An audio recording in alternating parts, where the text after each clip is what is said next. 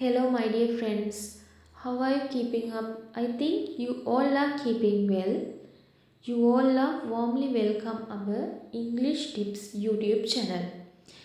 ඉතින් යාළුවනේ කොහොමද ඉතින් ඔයාලට? ඉතින් අදත් මම ඔයාලා වෙනුවෙන් වෙනද වගේම අලුත් ඉංග්‍රීසි ලෙසන් එකක් එක තමයි මේ වීඩියෝ එක අරගෙන ආවේ. අද මම ඔයාලට කියලා දෙන්න යන්නේ ඔයාලට ඔයාලගේ ජීවිතයේ අත්‍යවශ්‍යම වෙන vocabularies කීපයක්. අද මම ඔයාලට මේ වීඩියෝ එකෙන් ඔයාලට ඉදිරියදා පාවිච්චි කරන්න පුළුවන් ලස්සන ඒ වගේම ඔයාලා මීට කලින් අහලා නැති අලුත්ම vocabularies 10ක් මේ වීඩියෝ එකෙන් මම ඔයාලට කියලා දෙනවා. ඉතින් වීඩියෝ එක අවසාන වෙනකන් රැඳෙන්න කියලා ඉල්ලනවා. ඒ වගේම මම දාන වීඩියෝ හොඳයි කියලා හිතනවා නම් වීඩියෝ එකට අනිවාර්යෙන් ලයික් එකක් දාන්න. මාව තාමත් subscribe කරලා නැත්නම් subscribe කරන්න. මම දාන අලුත්ම වීඩියෝ ළඟටම ගෙන්න ගන්න notification button එකත් click කරලාම තියාගන්න. එහෙනම් අපි යමු අද වීඩියෝ එකට. අද මම ඔයාලට මේ වීඩියෝ එකෙන් පළවෙනියටම කියලා දෙන්න යන first vocabulary එක තමයි සාමාන්‍යයෙන් ඔයාලා මොකක් හරි වැඩක් කරනකොට ඒ වැඩේ අනිවාර්යයෙන්ම සැලසුම් කරලා සැලසුමකට අනුව කරනවා නම් තමයි ඒ වැඩේ ඔයාට සක්සස් කරගන්න පුළුවන් වෙන්නේ. එහෙම වුණාම අපි මොකක් හරි වැඩක් සැලසුම් කරනවා නම් සැලසුමකට අනුව කරනවා නම් අපිට සැලසුම් කරනවා කියන වචනෙට පාවිච්චි කරන්න පුළුවන් ලස්සන posh English word එකක් තමයි device කියලා කියන්නේ.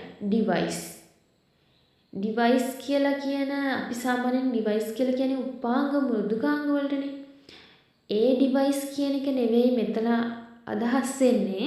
මෙතන අදහස් වෙන්නේ අපි මොකක් හරි දෙයක් සැලසුම් කරනවා නම් තමයි මේ device කියන එක අපිට use කරන්න පුළුවන් වෙන්නේ. මේ example එක බලන්නකෝ. We should devise a strategy. We should devise a strategy. අපි උපාය මාර්ගයන් සැලසුම් කරන්න ඕනි. We should devise a strategy.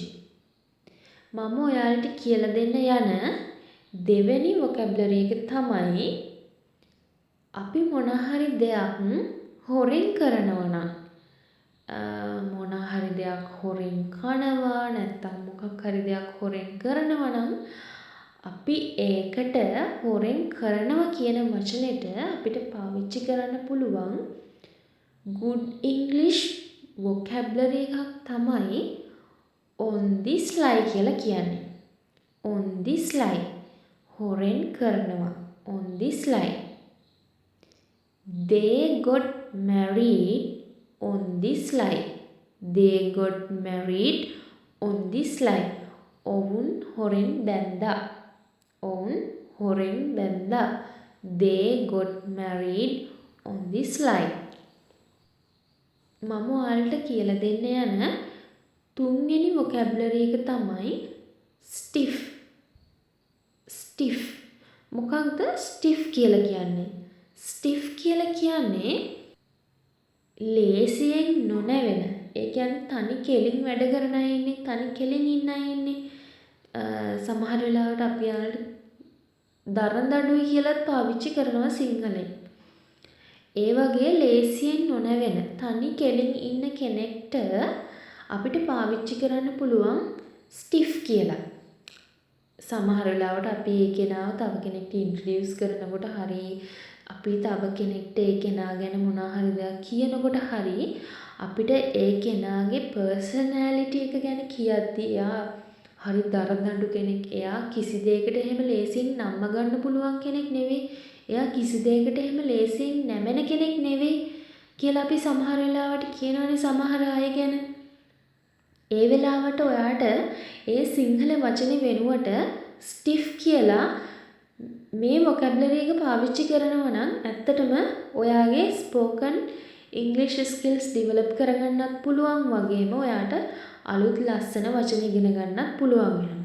ඉතින් ඔයාට stiff කියන වචනේ මම හිතනවා ගොඩක් උපකාරී වෙයි කියලා ඒ වගේ තැන්වලදී. මේ එක්සැම්පල් එක බලන්නකෝ. She is very stiff as a girl.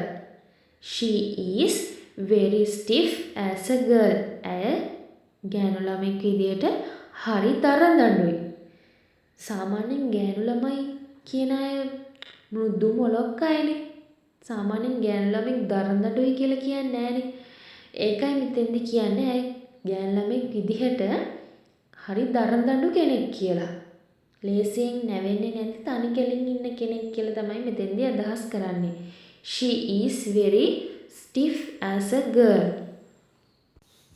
මම ඔයාලට කියලා දෙන්න යන හතරවෙනි vocabulary එක තමයි සාමාන්‍යයෙන් අපි කියනවා නේද මේක මොනවාම හරි දෙයක කලවමක්. ඒ කියන්නේ මේක අදහස්වල කලවමක් නැත්නම් සංස්කෘතික කලවමක්.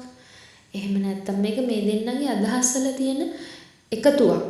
ඒ විදිහට අපි කියනවා නේද මොකක් හරි දෙයක එකතුවක් මොකක් හරි දෙයක කලවම් වෙලා තියෙනවා නම් ඒකට අපිට පාවිච්චි කරන්න පුළුවන් good English vocabulary එකක් තමයි mishmash කියලා කියන්නේ. mishmash කියන්නේ මොකක්ම හරි දෙයක කලවමක්, සංස්කෘතික කලවමක්, අදහස් කලවමක් ඒ විදිහට. මේ එක්සැම්පල් එක බලන්නකෝ. mishmash of cultures. mishmash of cultures ඒ කියන්නේ සංස්කෘතික කලවමක්. mishmash of ideas. mishmash of ideas අදහස් වල කලවමක්. mishmash of ideas.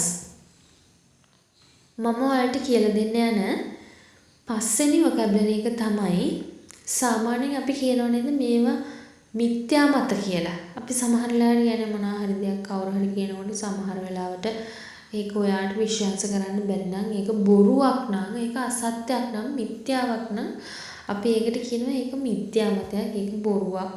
ඒක පරණ කාලේ ඉඳලා එන මිත්‍යාවක්. ඕවා කවුද විශ්වාස කරන්නේ කියලා අපි සමහර වෙලාවට කියනවනේ.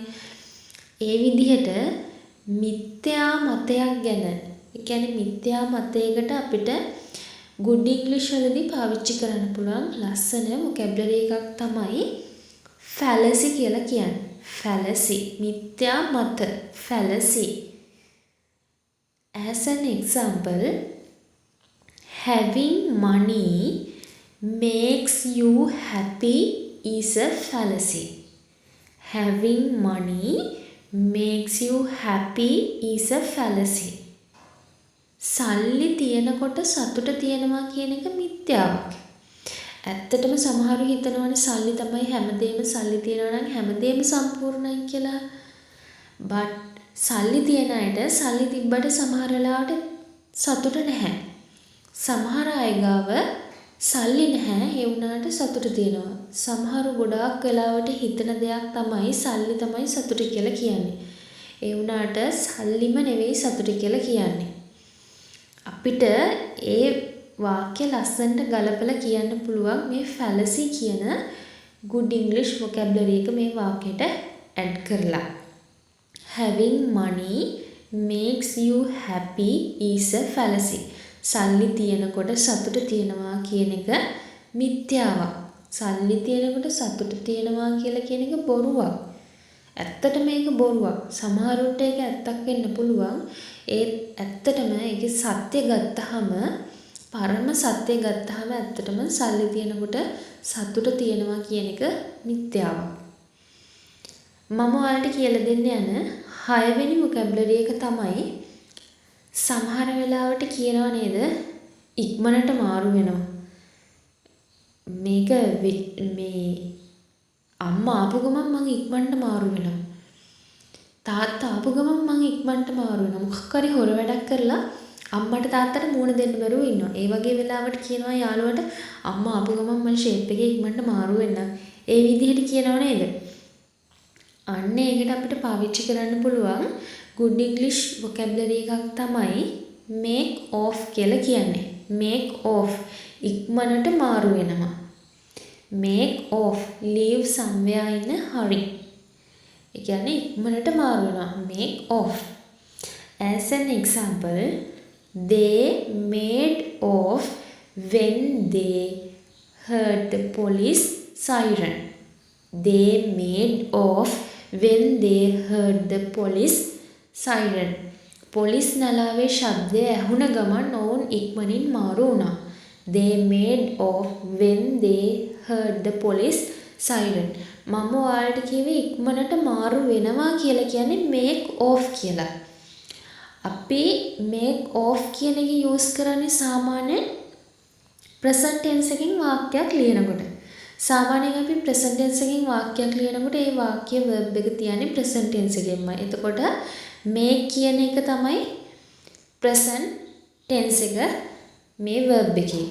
එතකොට අපි මේ වාක්‍ය past tense එකකින් කියනවා නම් ඒ කියන්නේ අතීතයෙන් අපි මොකක් හරි වාක්‍යයක් කියනවා නම් ඒ වාක්‍යයට අපි අනිවාර්යෙන් verb එක අපි ඒ වාක්‍ය verb එක past tense එකෙන් තමයි තියන්න ඕනේ. එහෙම වුණාම make කියන එකේ past tense එක තමයි made කියලා කියන්නේ. එතකොට අපි අතීතයෙන් past tense එකෙන් මොකක් හරි වාක්‍යයක් කියනවා නම් ඒ වාක්‍යයට අදාළව ඒ verb එකත් වෙනස් වෙන්න ඕනේ. එතකොට make made වෙනවා. එතකොට තමයි මේකට they made off when they heard the police siren කියලා මේ වාක්‍ය හැදෙන්නේ. හොඳට මතක තියාගන්න අනිවාර්යයෙන්ම අපි වාක්‍යයක් ලියනකොට වාක්‍ය present tense එකේ ලියනවා නම් අනිවාර්යෙන් verb එක present එකෙන් තියෙනවා. past tense එකෙන් අපි වාක්‍යයක් ලියනවා නම් අනිවාර්යෙන් මේ වාක්‍යයේ verb එක past tense වෙන්න ඕනේ. එතකොට make කියන එකේ past tense එක තමයි made කියලා කියන්නේ. ඒකයි make off කියන එක. කියන්නේ ඉක්මනට මාරු වෙනවා කියන එක made off වෙලා ඉක්මනින් මාරු වුණා කියලා වෙනස් උනේ.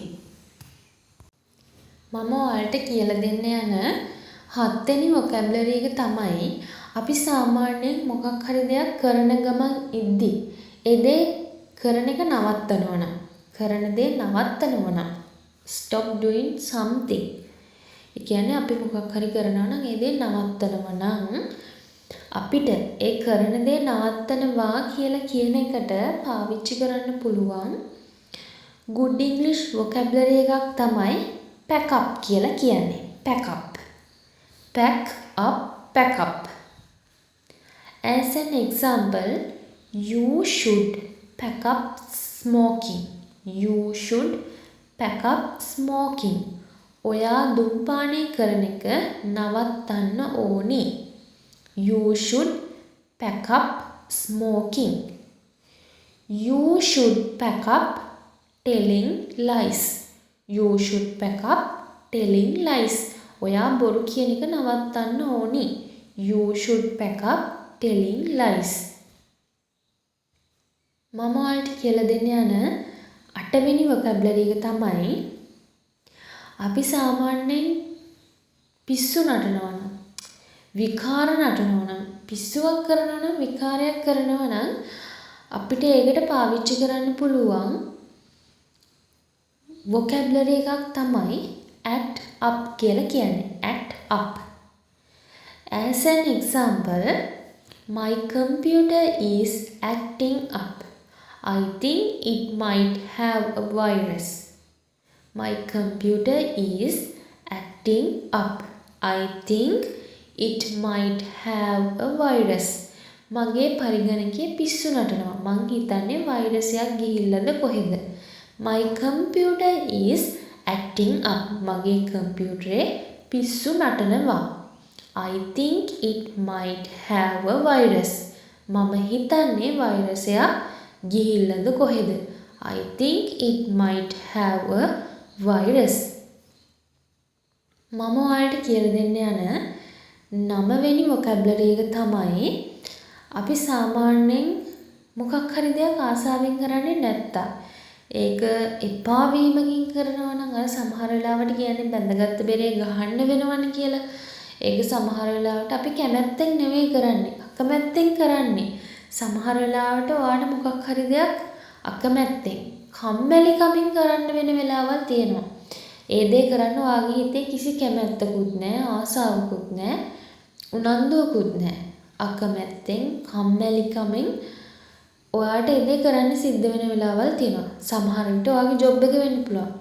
ඔයාගේ ජොබ් එකට ඔයා කැමති නැති වෙන්න පුළුවන්. ඒක ඔයා අකමැත්තෙන් කරන්න වෙන්න පුළුවන්. කම්මැලිකමෙන් කරන්න වෙන්න පුළුවන්.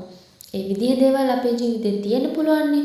අන්න ඒ වගේ දේවල් වලදී හරි කම්මැලිකමෙන් එපා වෙලා ආසාවෙන් නොකරන දෙයක් ගැන අපිට කියන්න පුළුවන්.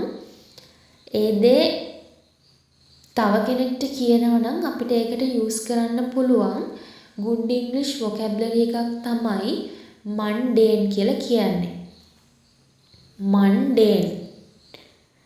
As an example, my previous job was pretty mundane. My previous job was pretty mundane. මගේ කලින් රැකියාව හරි කම්මැලි එකක්. My previous job was pretty mundane. මම ඔයාලට කියලා දෙන්න යන අවසාන 10 වෙනි vocabulary එක තමයි අපි සමහර වෙලාවට කියනවා නේද අපෝ මෙයා නම් මෙලෝ රහක් නැහැ. ඒක නම් මෙලෝ වැඩක් නැහැ. අපරාධ ඒක ගත්තේ. කිසි තේරුමක් නැහැ. මෙලෝම වැඩක් නැහැ. මෙලෝ රහක් නැහැ. අපි සමහර වෙලාවට කියනවා නේද මොකක් හරි දෙයක් තියෙනවා නම් කවුරු හරි කෙනෙක් ඉන්නවා නම් ඔයාට එයාව අල්ලන්නේ නැත්තම් අපෝ එයා නම් මෙලෝ රහක් නැහැ. කිසි වැඩකට ඇති කෙනෙක් නෙවෙයි. ඒ විදිහට අපි කියනවා නේද? මොකක් හරි බඩුවක් ගත්තාම අපෝ ඒ බඩුව නම් මෙලෝ රහක් නෑ. කිසි වැඩකට නැති එක. අපරාධි ගත්තේ.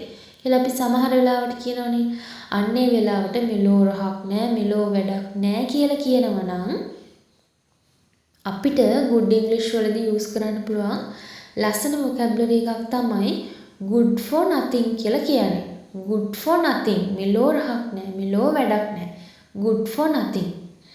As an example, that guy is good for nothing. That guy is good for nothing. මේ කොල්ල නම් මෙලෝ රහක් නෑ. That guy is good for nothing. මේ කොල්ල නම් මෙලෝ රහක් නෑ. That guy is good for nothing. හොඳයි යාළුවනේ, අපි අපේ වීඩියෝ එකේ අවසානයට ඇවිල්ලා ඉන්නේ. මං හිතනවා මම අද ඔයාලට කියලා දීපු මේ vocabulary 10 ඔයාලට ගොඩාක් useful වෙයි කියලා ඔයාලගේ life එකේදී. ඇත්තටම මම හිතනවා මේ vocabulary 10න් ඔයාලට ගොඩාක් දේවල් තව කෙනෙක්ට කියන්න පුළුවන් වෙයි. සමහර විට මේ දේවල් ඔයාලට ගොඩාක් උදව් වෙයි කියලා මම හිතනවා. ඉතින් මම අද ඔයාලට ගෙනාවු මේ lesson එක වැදගත් කියලා හිතනවා නම් අනිවාර්යෙන් මේකට like එකක් දාන්න, comment එකක් දාන්න. ඒ වගේම මාව තාමත් subscribe කරලා නැති අය ඉන්නවා නම් අනිවාර්යෙන් subscribe කරන්න. මේ වගේ වීඩියෝ ඉස්සරහට තවත් ඕනේ නම් අනිවාර්යෙන් comment එකක් දාන්න. එහෙනම් අදට මම ගිහිල්ලා එන්නම්. ඔයාලට සුබ දවසක්. Thanks for watching.